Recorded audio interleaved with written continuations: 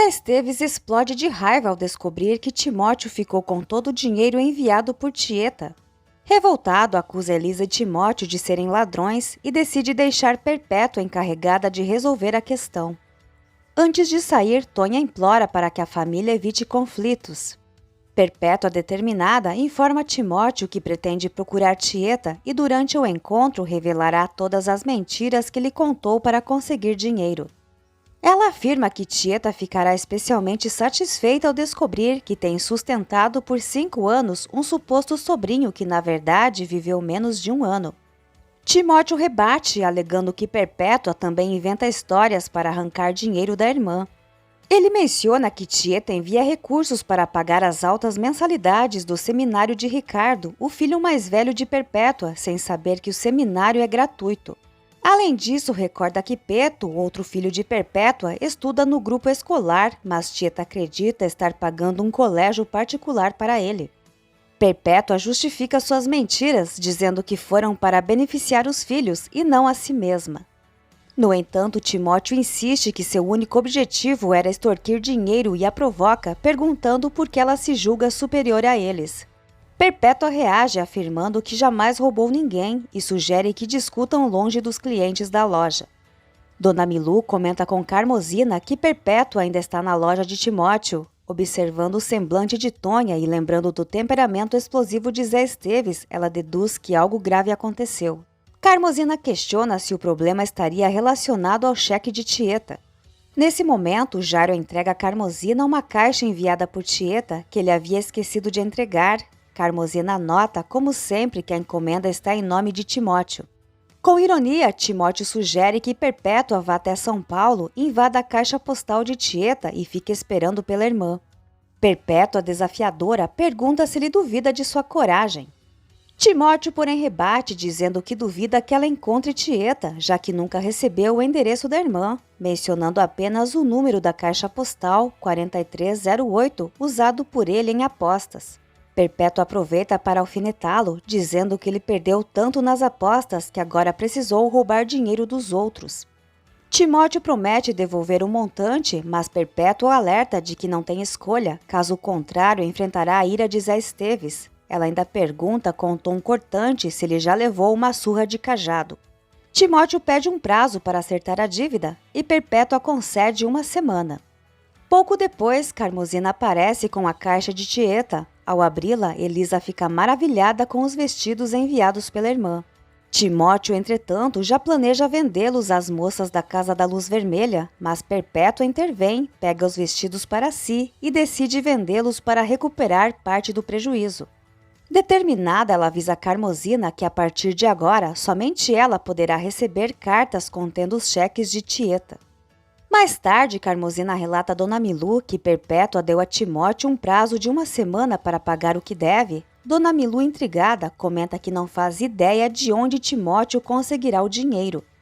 Dário pergunta a Carmosina quem é a mulher misteriosa que está prestes a chegar na cidade, mas ela se mantém em segredo e apenas menciona que isso vai gerar muitos comentários. Dário fala sobre os resultados do exame que Ascânio mandou fazer da água da fonte e Carmosina responde que agora Ascânio não vai parar de comentar sobre seus planos para um complexo turístico. Dário, cético, afirma que o progresso acabará com Santana do Agreste. Dona Milu observa que tudo dependerá da opinião do coronel. Na fazenda, uma das rolinhas do coronel consegue escapar, enquanto ele tenta ensiná-la o beabá. Irritado, ele dá ordens a Filomena para que prenda as outras rolinhas até a fujona retornar e instrui Trapizomba a trazer de volta a rolinha que fugiu. Filomena avisa as meninas que o padrinho delas está bastante irritado. Trapizomba volta com a rolinha que havia escapado e o coronel determina que ela seja colocada de castigo no quarto comendo apenas pão e água. Ele explica que não aplicará uma punição mais severa porque teve um sonho com Tieta. Ascânio vai até o coronel para falar sobre seus planos do complexo turístico e garante que até Arthurzinho retornará para casa. Ao ouvir o nome do filho, o coronel começa a soluçar, lamentando a falta de notícias de Arthurzinho por mais de 10 anos. O coronel então diz a Ascânio que uma fonte de água milagrosa por si não será suficiente para viabilizar o complexo turístico. Ascânio, por sua vez, planeja trazer a energia elétrica para a cidade e admite que também precisará de dinheiro. O coronel responde que todo o seu dinheiro é destinado ao gado, às cabras e às afilhadas. Ascânio então pergunta se Modesto Pires se interessaria pelo projeto. Modesto, ao ouvir a proposta, responde que se não interferirem em seu curtume, ele até pode considerar a ideia do complexo turístico.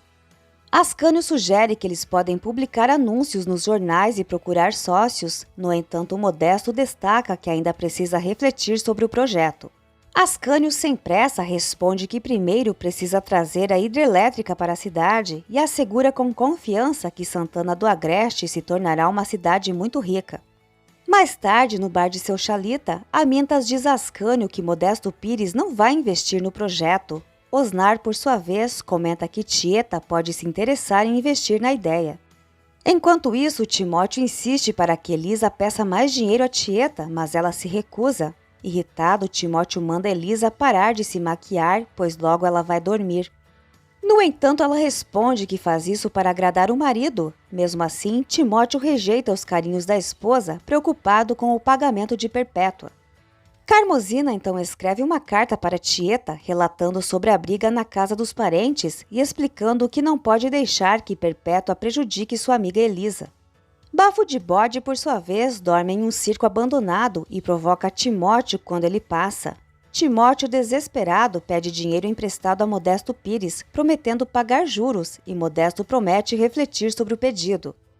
Perpétua, decidida, pega a embarcação de seu Pirica e se dirige ao advogado Marculino Pitombo para tentar encontrar uma forma de transferir a dívida de Timóteo do banco para o nome dela, assim fazendo com que o cunhado fique sob seu controle. Ela pergunta se existe alguma maneira de realizar essa transferência sem que Timóteo perceba, mas o advogado responde que não. No entanto, ele menciona que se Perpétua pagar seus honorários, ele pode viajar até seu escritório em Salvador para tentar encontrar uma solução. Perpétua, determinada, afirma que se for para quebrar a crista de Timóteo, ela pagará o necessário. Perpétua então retorna com a embarcação para sua casa. Sinira e Amorzinho recebem a amiga, dizendo que a procuraram por toda a cidade e que ouviram falar que ela havia saído para passear de barco.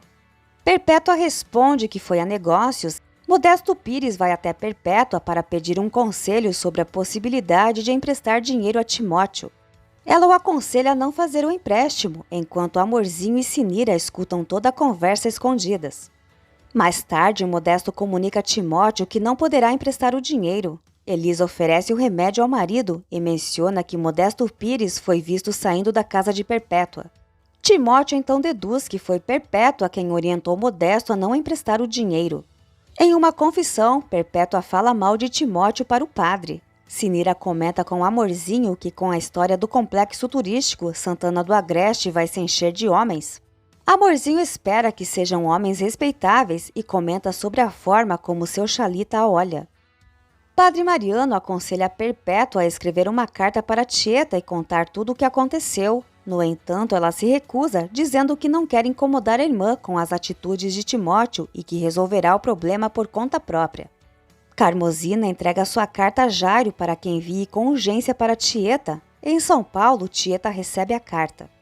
Enquanto isso, Osnar pergunta a Peto se ele está esperando pela namorada e Peto, irritado, responde que Letícia é sua amiga.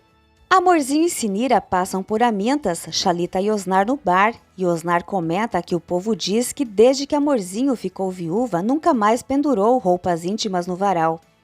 Ele também faz uma observação a Chalita, dizendo que ela anda sem nada por baixo, o que deixa Chalita animado. Carmosina continua abrindo cartas com o bico da chaleira, quando Dona Milu a surpreende e avisa que Modesto quer saber se há alguma correspondência para ele. Carmosina entrega então a Modesto uma carta sem remetente. Ele disfarça e diz que é uma correspondência das freiras do colégio. Carmosina pergunta se Letícia, sua filha, chega amanhã e ele confirma que ela virá passar as férias. Carmosina comenta com a mãe que está para chegar a filha de Modesto, a esposa de Ascânio e a tal mulher misteriosa. Bafo de Bode percebe que haverá um confronto entre as beatas e as moças da Casa da Luz Vermelha e pergunta quem será a vencedora, mas as beatas recuam. Timóteo, preocupado com as dívidas, perde o apetite e insiste novamente para que Elisa escreva pedindo dinheiro a Tieta, mas ela continua se recusando. Timóteo decide admitir que Perpétua venceu, mas Elisa acredita que existe alguém que pode ajudar. Ela pede que Tonha use sua autoridade de madrasta para convencer Perpétua a deixar seu marido em paz. Tonha, por sua vez, relembra tudo o que teve que ouvir do bacalhau seco, com Zé Esteves sempre dando razão a Perpétua.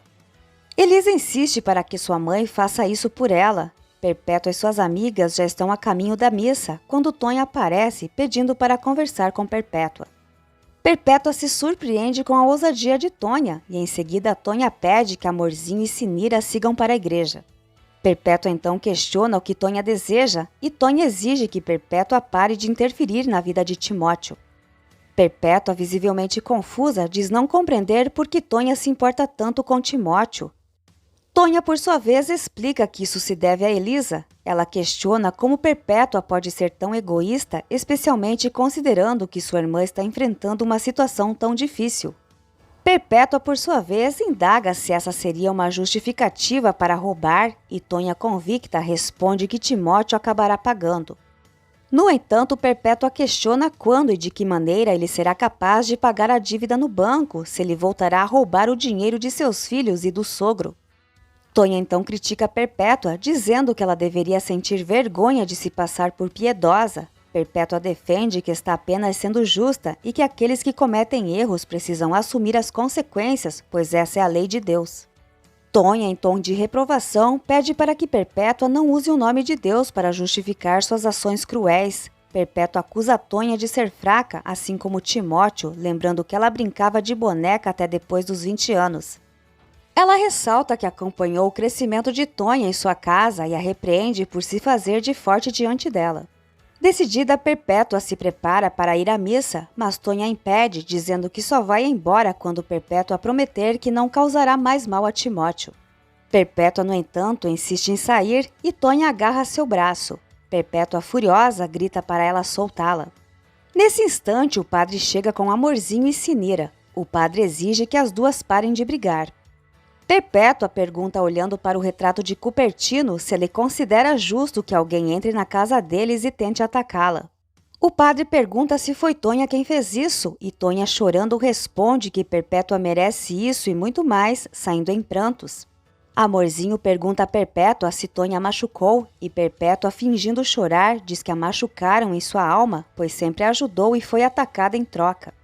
Enquanto isso, Tonha, em prantos, conta a Elisa e Timóteo que não há mais solução para a situação com o bacalhau seco, mas Elisa continua acreditando que ainda é possível encontrar uma maneira de fazer Perpétua mudar de ideia. Enquanto isso, Perpétua, com firmeza, diz a Amorzinho e Sinira que mesmo se o Papa pedisse, ela não perdoaria Timóteo e Elisa, e muito menos agora que Tonha resolveu se meter. Amorzinho e Sinira então revelam que sentem pena de Timóteo e Sinira comenta que o considera muito bonito. Perpétua, implacável, afirma que Timóteo terá que pagar sua dívida e com juros. Timóteo pede a Tonha que solicite dinheiro a Tieta. Tonha responde que se Zé Esteves permitir, ela escreverá para a Tieta e contará o que está acontecendo. Ao ser consultado, Zé Esteves proíbe Tonha de escrever para a Tieta, afirmando que Perpétua já está lidando com a situação. Elisa, por sua vez, explica ao padre os motivos pelos quais Timóteo usou o dinheiro enviado por Tieta. Padre Mariano revela que Perpétua afirmou que Timóteo apenas queria roubar. Elisa defende que Perpétua está se fazendo de vítima e o padre reconhece que Timóteo também errou. No entanto, ele considera a atitude de Perpétua desumana e concorda em conversar com ela. O comandante chega em casa e Laura, assustada, corre para contar que viu um homem espionando pela janela. O marido, determinado, diz que vai pegar o homem. Laura coloca o cap na cabeça do comandante e ele a leva nos braços até o quarto, pois tudo não passa de uma fantasia do casal. Ascânio, por sua vez, conta ao coronel que enviará cartas até a hidrelétrica responder. O coronel pergunta se Modesto Pires já decidiu se vai investir no projeto do complexo turístico. Modesto responde a Ascânio que ainda não tomou uma decisão. Ele também avisa que sua filha está chegando de Salvador. Ascânio comenta que sua esposa também está prestes a chegar e todos aguardam a chegada da Marinette, que está mais uma vez atrasada. Dona Ida comenta que Helena também está para chegar e Carmosina diz que ela mandou uma carta avisando. Todos olham surpresos para Carmosina. Jário tenta consertar sua Marinette enquanto Carol e Letícia conversam. Mais tarde, Marinette chega em Santana do Agreste. Ascânio recebe Helena e Modesto Pires fica surpreso ao ver sua amante Carol. Letícia cumprimenta os pais e comenta que conheceu uma moça simpática na Marinette. Peto se aproxima para cumprimentar Letícia, mas ela avisa que conversarão depois. Carmosina informa a mãe que Carol é a teuda e manteuda de Modesto Pires. Ela vive em Salvador, mas agora ele não tem mais negócios na cidade. Senira ouve a conversa e corre para contar a Perpétua e Amorzinho. Perpétua fica furiosa ao saber que há uma teuda e manteuda na cidade e Senira pergunta se ela pretende avisar Dona Ida. Perpétua sugere que primeiro o padre Mariano deve ser informado e depois Dona Ida.